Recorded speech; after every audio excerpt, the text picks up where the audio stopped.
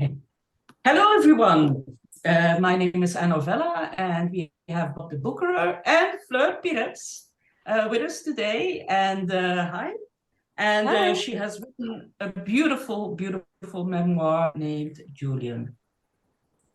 Bob, is there a question for you that you want to ask?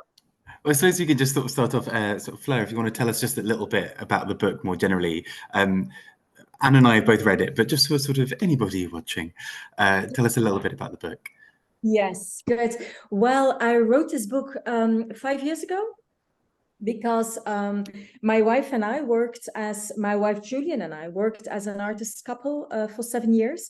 And at one point we decided to embark on this performance art piece where we were going to get married in every country where same-sex marriage was allowed. And we got married in New York, Paris, Antwerp, and Amsterdam. And in the fourth marriage, after that, she felt a bit dizzy. And we went to the clinic and she was diagnosed with multiple brain tumors. And she died 6 weeks later. And the only thing I could do was write this memoir, because I was so very scared that I was going to lose my memories, and I really needed to write them down. So that's how the book came about. It's kind of a book I never wanted to write, but I did. Yeah. And how much time was there between your loss and the writing of the book? Did you start immediately? Well, I kind of, because when I feel lost, I turn to books and for advice. And I read A Year of Magical Thinking by Joan Didion. And in that, so I read that while Julian was dying. Because she slept a lot.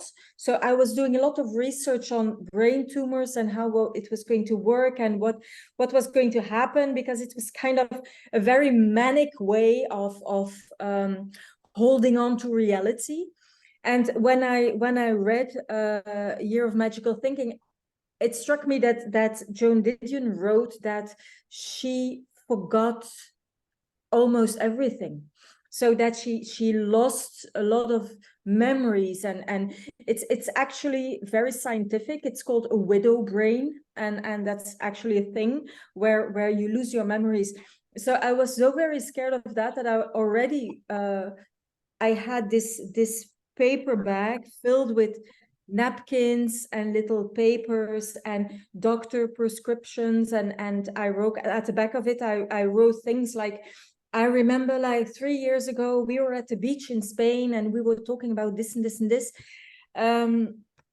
So it kind of was like a puzzle.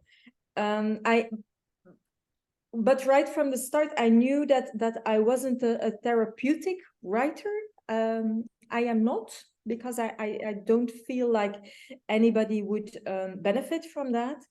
So I did know that I wanted to continue our work also in that book. So it kind of became a mixture of activism and grief and memories, and so it's a bit like a potpourri of all that together. And yeah, I mean, I think that's something that really came through, I think, for me with this book, is that it doesn't feel like you're sort of reaching out and saying, you know, I need you to feel this specific way about how I'm feeling, or there's no sort of, I think the thing I found really beautiful about it is there's no sort of sense of pity. There's a real sense of sort of, I'm picking myself up and doing what I have to do to get through and to kind of really honor these memories in such a beautiful way. So firstly, thank you for such a gorgeous book that is so full of humanity and love and warmth. How was that whole process of then putting that out into the world? Because that's presumably a very different thing from, you know, you've sort of written it and you've kind of enshrined it in your own way, and then to sort of put that out into the world. So what was that whole process like for you? It was really, that was so weird, because I was still kind of numb at the time.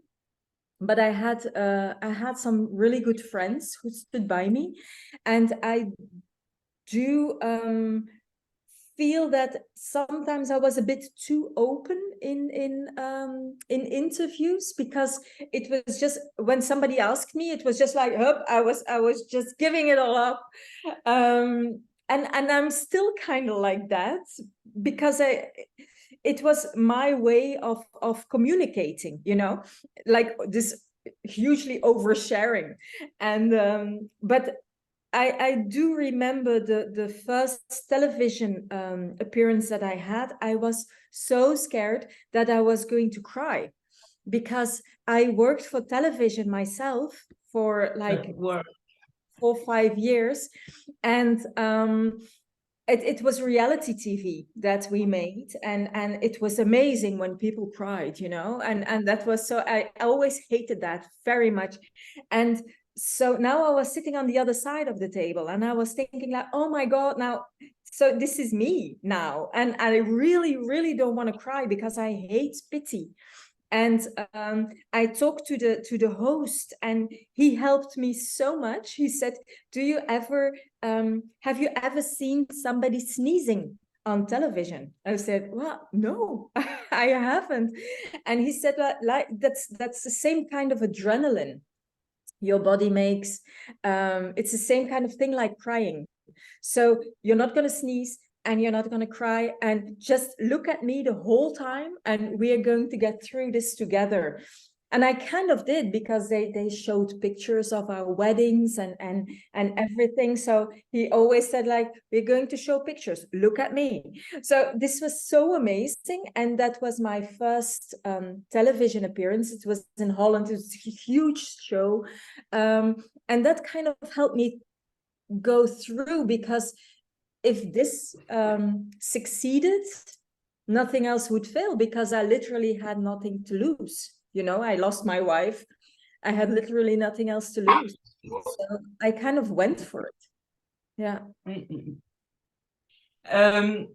So I'm glad it's finally translated into English, and it has come out to the world. And what is the main message you want to give to the people who read that book? It's a good story. I think a good question. I think it's a few things. The first thing is that, like I said, when I turned to books, I could not find myself anywhere, because there were a lot of married women who lost their male partner. Most of the time they had children, so they had a reason to come out of bed. And so, yeah, it's I think one of the things I really wanted to do is to expand that single heteronormative story, and also say like, okay, but this is grief when you're a lesbian, because it is something different. Some people actually don't take your relationship that very serious. It's a phase or whatever. And then again, I didn't have children. I lost my job because my wife and I were working together. I didn't have a house because we were sold everything to embark on that marriage project. So I had literally nothing left. So I wanted to write a book about what it is to also start from rock bottom. And yeah, I do feel that I succeeded in a way, because a lot of the emails I get from readers are that a lot of people say that they are feeling seen because of the book. And what I also wanted to do, and that's obviously what I do with in my other books also, the books that followed this one, is that I really am trying to make past, present, and future a little bit more inclusive through storytelling. And because we know so little about our lesbian history, you know. And I do feel that's also one of the things I want to, also one of the messages I want to put across, like there are more stories than that singular white heteronormative story. Yeah, and I think you've really achieved that as well in this book. I think it's such a beautiful, beautiful book in so many ways. And I think I don't think I've really read anything like this on grief. Kind of knowing that, because I had sort of heard the sort of Joan Didion thing before I read it. So I purposely read A Year of Magical Thinking and then read your book, which is sort of a bit of an interestingly intense double whammy, but also was sort of such a beautiful thing to see just the ways that you explored that. And I think the thing that I find really interesting is sort of towards the end of the book, you're sort of looking forward to the future and thinking about what comes next. And obviously that was a book written in, I think, 2017 or thereabouts. I want to say it was a few years. 2018, yes. 18, yeah. And so now obviously sort of a few years later it's come out in English. Sort of what's that been like, sort of having those interviews sort of again, just in a sort of different way? Sort of have the sort of last 5 years kind of added or changed any of the ways that you see that book now? It is weird, you know, because in between that book and now there are 3 children's books, a novel, and I almost finished my 3rd novel. But because it's the first time a book of mine gets translated from Dutch, it's like my debut, you know, and obviously people are also asking me questions like, this is my first book, but it's actually, like you said, it's actually 5 years ago. And what I do feel, and that is kind of creepy maybe, what I do feel is that when Julian died, I went into this kind of survival mode.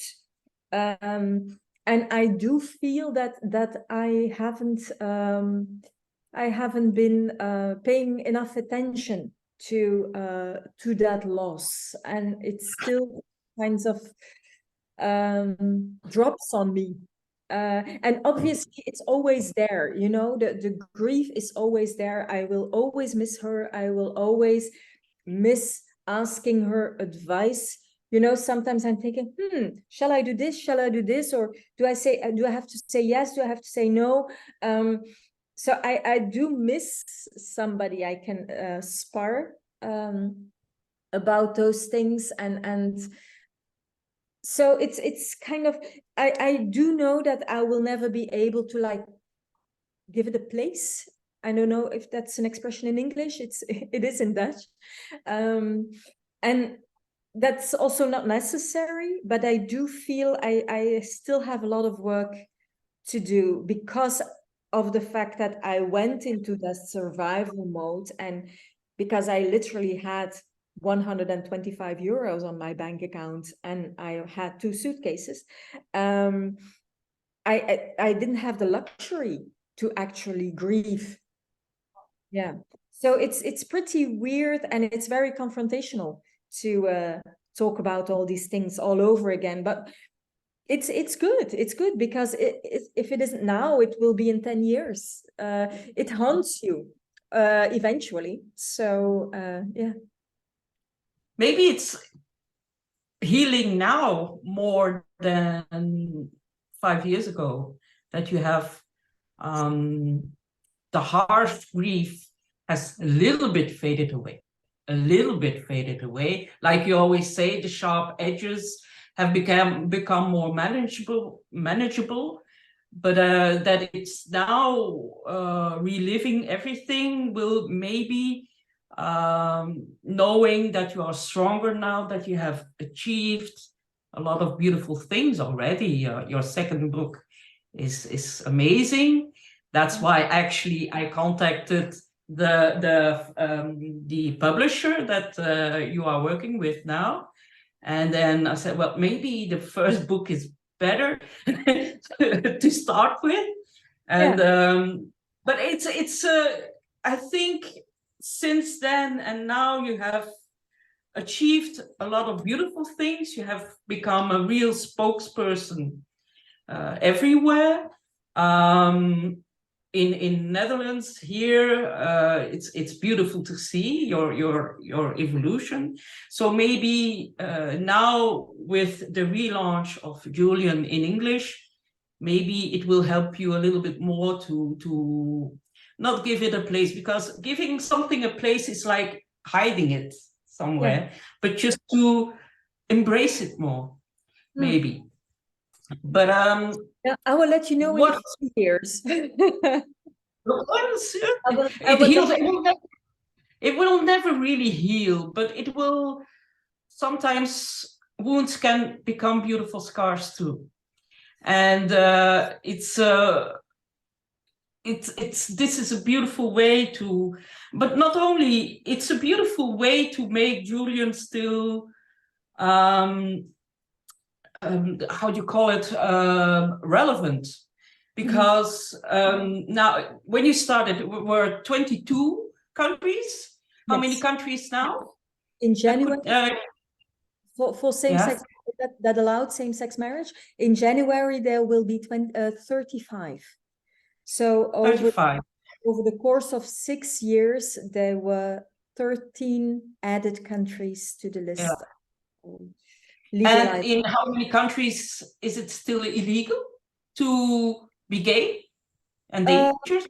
Do you know that? Yeah, it's punishable in 70 countries, and in 11 of them you can get the death penalty. So it's still a lot of work. Yes. Yeah. That's why I thought it was also very important that this book is in English, because it shows how real the love is, I think. And between two women or two men, there's no difference in the deep feelings for each other.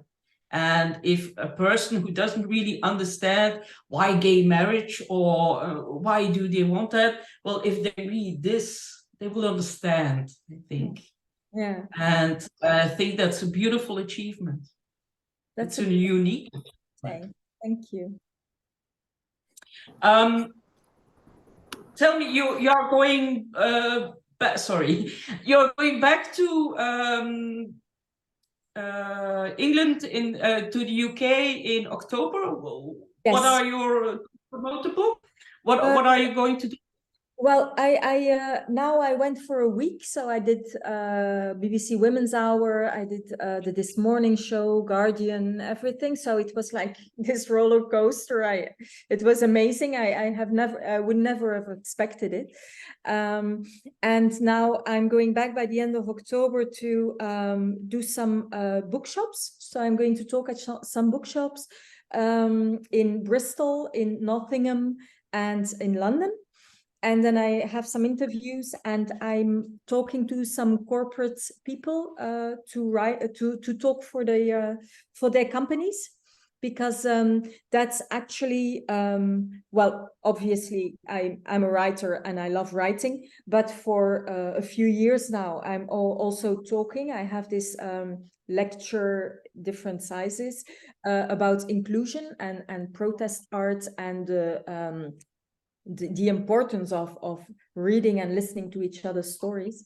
And while I love giving these talks for like my peer groups, you know, in bookstores and everything, people know that, you know. But when I'm standing in front of in a corporate business, for example, people are actually shocked. They are shocked that we can only get married in 35 countries, that there are so many illegal, that so many children still commit suicide because of their sexual orientation. And it's I love standing in corporate businesses because I do have the feeling that I can actually I'm able to change things, or maybe just change the way people think a little bit. So that's also what I'm going to do in London. Yeah. How have those sort of conversations been going when you've been having those? Because I think you're absolutely right. I think it's such a powerful message, because I think for so many people, it's something they've never questioned, right? They might sort of, you know, it's maybe only when a gay friend of theirs says, oh, actually, maybe I can't join you on that holiday to that specific place, or actually, you know, here I need to be extra careful, or I need to do these things, all those sort of invisible things quite a lot of the time. How have some of those conversations been going when you've had them, either sort of in the corporate offices or kind of elsewhere? Um, what I try to do is to steer people away from the story that they know, because what a lot of people don't realize is that everything we see and hear on television or read or is filled with misogyny and homophobia and sexism and ageism and everything. And people are, most of the time, we are not aware that those things are happening. And I do feel that when people would listen to each other and would actually read each other's stories and getting to know each other a little bit more better, the world would be a much better place, because fear and rejection is just lack of knowledge. And I do think I can add to that knowledge.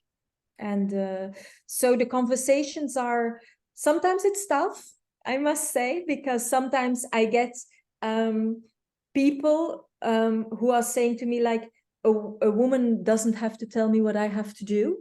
So it is kind of shocking in this day and age, but that happens, that still happens. But most of the time we have really great conversations, because, like I said, I don't believe people are necessarily bad or they are they don't want to know. It's just that they learned what they know. It's a learned behavior. And I do feel I can poke around in that a little bit more. So that's a nice thing to do. So, but like I said, it's amazing to talk in at book clubs or bookstores, and I really love doing that because it's like a hot bath. But yeah, that's my peer group, obviously, because people who are sitting into bookstores listening to writers, they listen to each other's stories, you know.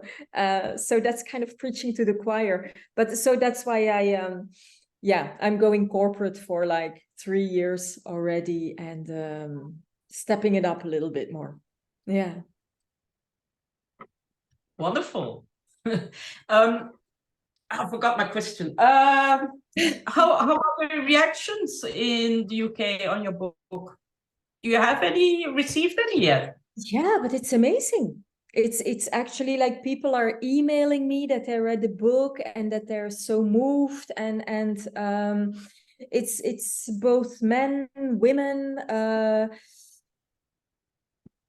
no non-binary people yet, but who knows. And yeah, you know, the funny thing I noticed is that in Belgium and Holland, most of the time I have female readers. So that's the largest amount. And now I got also so many emails from men saying that they heard me on Women's Hour or saw me in This Morning and then bought my book and they loved it and they wanted to thank me. And I said, I was so moved by that. And I'm very, very happy about it. And that is actually a big something different between the UK and Bob. Do you know why that is? Do you have any I'm not idea? entirely sure. It's sort of as much a surprise to me, but that I think it's.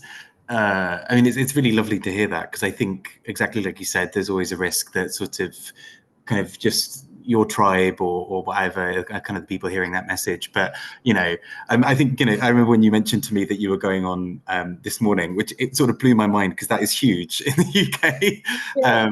So I think also that's part of it. You know, that's sort of such a big platform to be able to share such a beautiful message. And I think also, I mean, also for people watching, go and watch the Women's Hour interview as well. I thought it was just so beautifully done, Fleur. Just the way you spoke so candidly and honestly about love and grief and loss and so many other things. And I suppose I wonder what that's been like for you to some degree, because I suppose with your other books before, particularly sort of fiction, that's perhaps easier to talk about without it feeling as sort of personally, you know, you can sort of talk about, here's my book, here are the ideas I had behind it.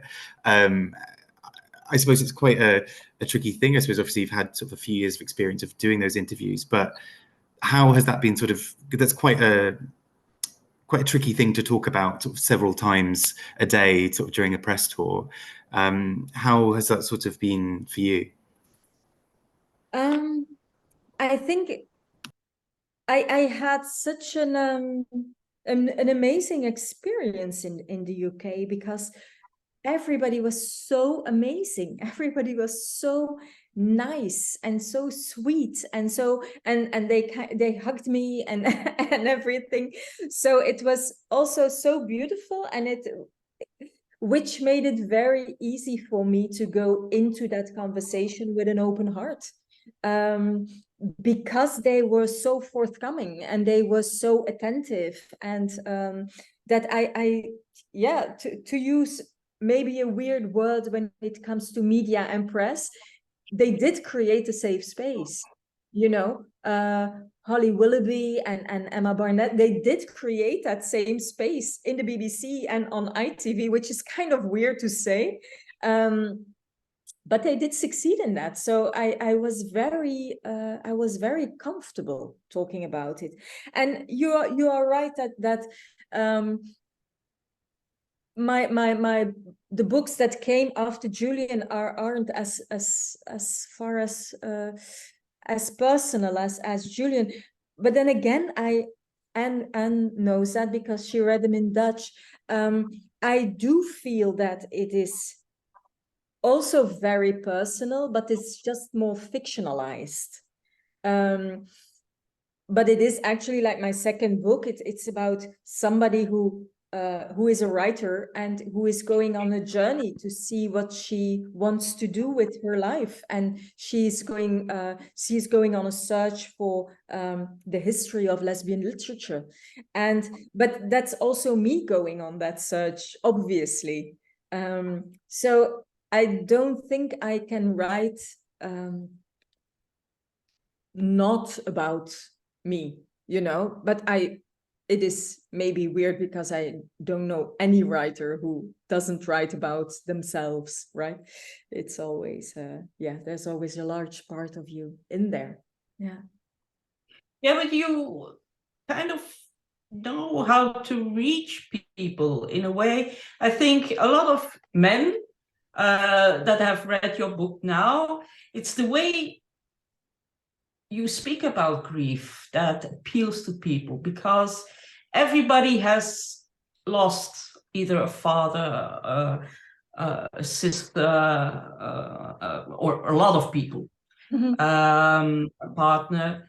And grief in itself is bonding in a way that if somebody is grieving and you hear somebody speak in very clear and simple words about grieving and how that feels, I think that's why people reach out for your book, because it's so recognizable. Even if it's a grief for a mother or for a child, grieving is grieving. And you write with so much compassion and so much love. I also felt that in your second book. There's a warmth that's coming out of your books, and that's a unique trait for a book. Oh. It's the warmth. It's like a book is hugging you in a way. Yeah, but it's true. It's something that I rarely come across, and Bob and I, we read a lot of books. Oh, and I think between us this year around 500 books, sort of yeah, really. But it's you have something unique. Wow. And without trying, and that's the wonder of this book, and that's why I really, really, really wanted it to be translated and out there. Yeah. That's because it's an international story. Everybody understands it.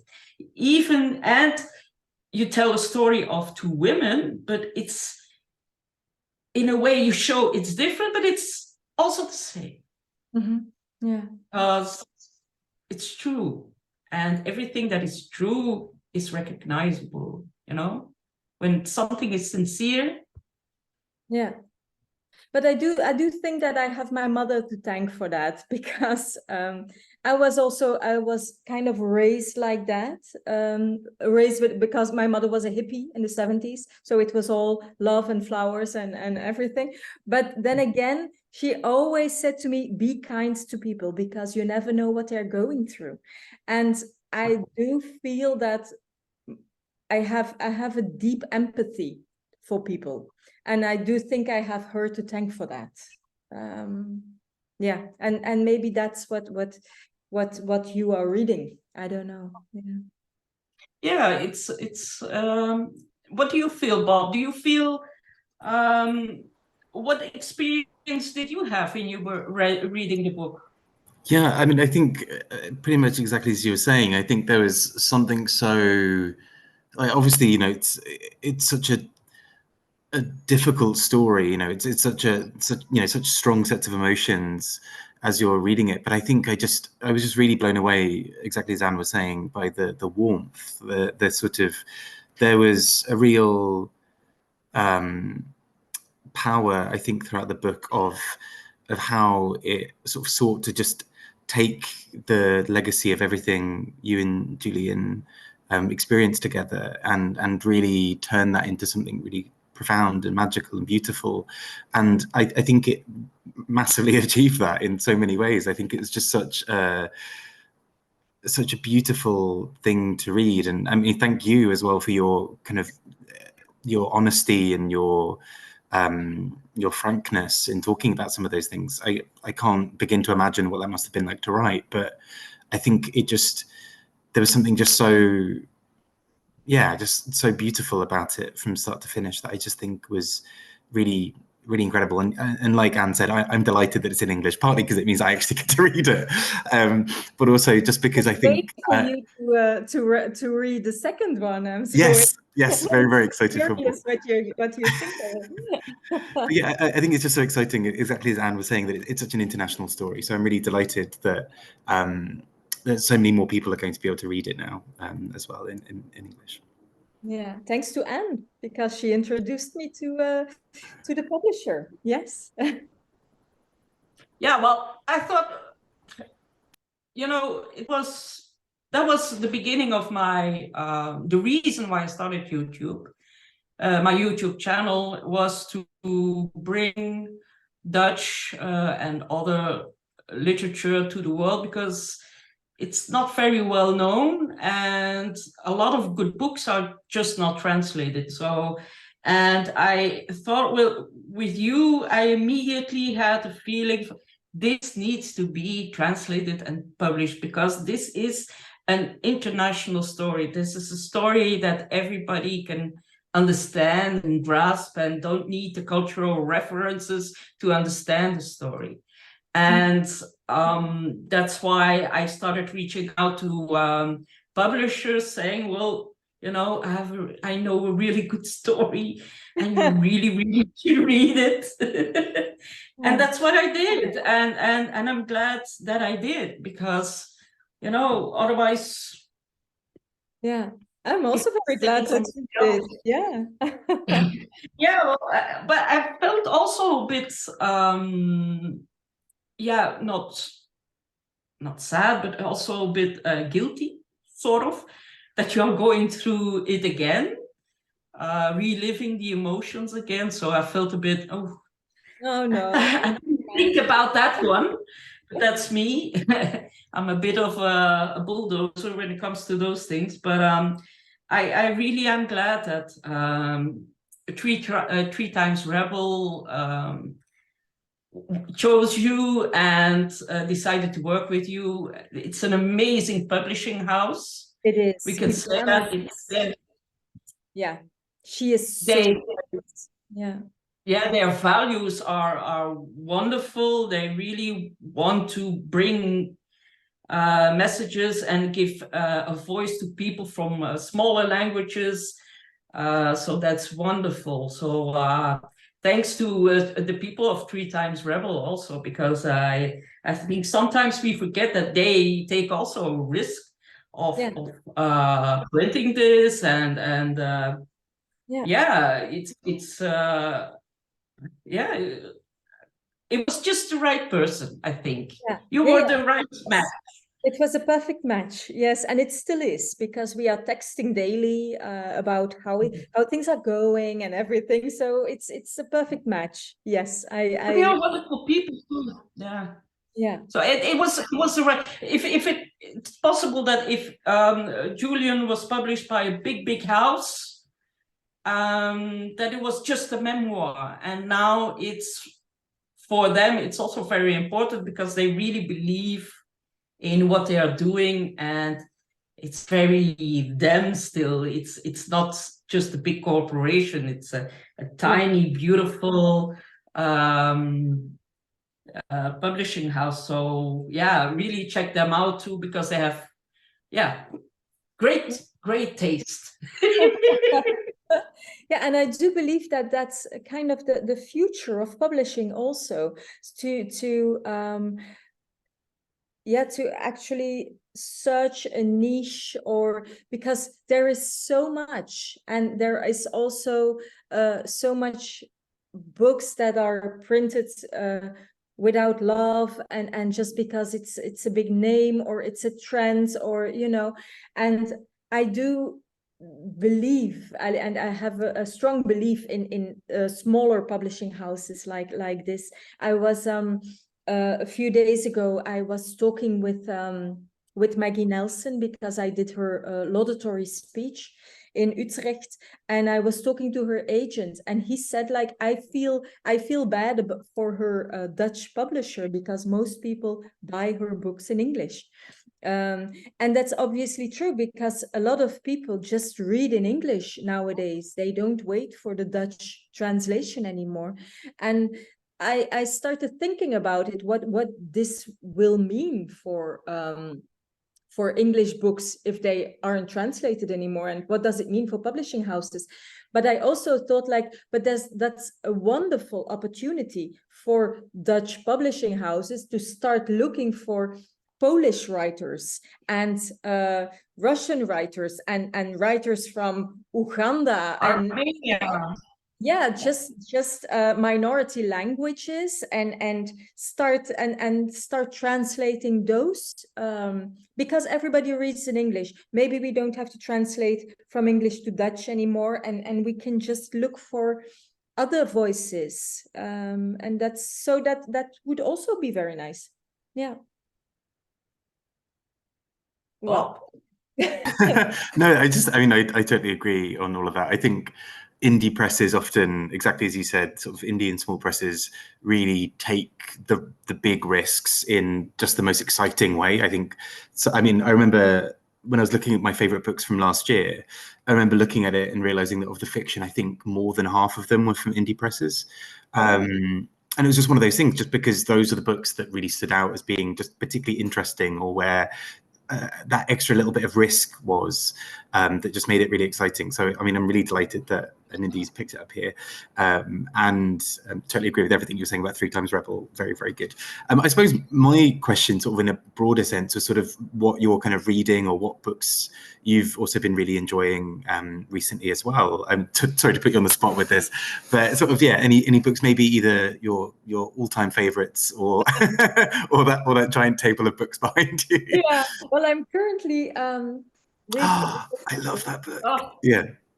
It is so amazing. I'm kind of I read it, I think, like 70 pages or something, and then I had to write all these kinds of things, so I put it aside, and now I started reading it again, because it is so amazing. This book is so amazing to actually read that. They just inject women into history and art history, because they are actually left out. Well, when we talked in London, I told you that I'm kind of a sucker for archives and archiving things, and why do you keep things, and what do you keep, and so I think it's a very difficult time we are living in, but because there's a lot of oppression, obviously, as soon as a marginalized group gets louder, there is a lot of oppression against it. But I do love this time also because there are so many things that resurface, you know. I was just walking through the Museum of Art here in Antwerp, and I was talking to one of the curators, and he said that they really had a tough time because they had some they had a lot of paintings in their storage who was signed by a male painter, and it turned out to be his sister, or it turned out to be his wife who made the painting. And so everything is changing. So history is kind of changing, and the old history books are written through patriarchal glasses, you know. And now this is kind of, yeah, tipping over. And it's a very interesting time. And a book like No Modernism Without Lesbians is one of those books, because actually there would be no James Joyce without Sylvia Beach. There would be no Picasso without Gertrude Stein. You name it, you know. So it is really amazing that all these women get credited. Yeah. So yeah, that's what I'm reading now. And of course, all the well, the things you probably love also, Deborah Levi, Rebecca Solnit, Olivia Lang, Maggie Nelson. Those are my favorites, all-time favorites. Rachel Cusk, Chimamanda Adichie. Jacqueline Hartman. Yes. Yeah. So there's so many. That's another quest for me to somebody to republish her books, because they are so innovative and brilliantly written and forgotten. Yeah. And especially in the Dutch part, nobody knows her. No. And in the Dutch part of Belgium. Aren't even translated in Dutch or English, they're just in French. Yeah. Because Jacqueline Hartman now with I Who Have Never Known Men is getting very popular in the English spoken world. So it should be available in Belgium, at least in Flanders for once. Yeah. It makes me angry. Of course. Yeah. We are not very keen on our history, I think. No. And is Julian translated into French? No, not yet. Yeah. So who knows? Should be. Yeah. I love. Yeah. Well, to be translated. Jump on the boat too. Yeah, I would love for it to be translated in Spanish too, because we lived in Spain for so many years. So it's kind of in my head, it would make sense if it would be translated to Spanish too, but we will see what happens. Yeah. Bob, do you have a final question for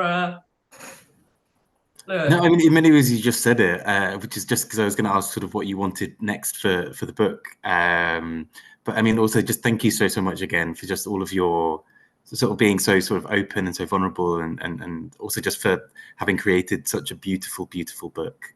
It's a very special thing, this book. So thank you so much for putting it out into the world and for sort of trusting readers with your book. Thank you so much. That's so amazing. Yeah. It was wonderful to talk to you. I'm honored to finally meet you, because we only it's the first time that we see each other in not even in real life, but hey, we'll take what we get. And so thank you for watching, everybody, and talk to you all soon. Bye.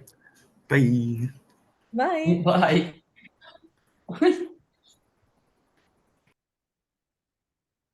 You stopped recording?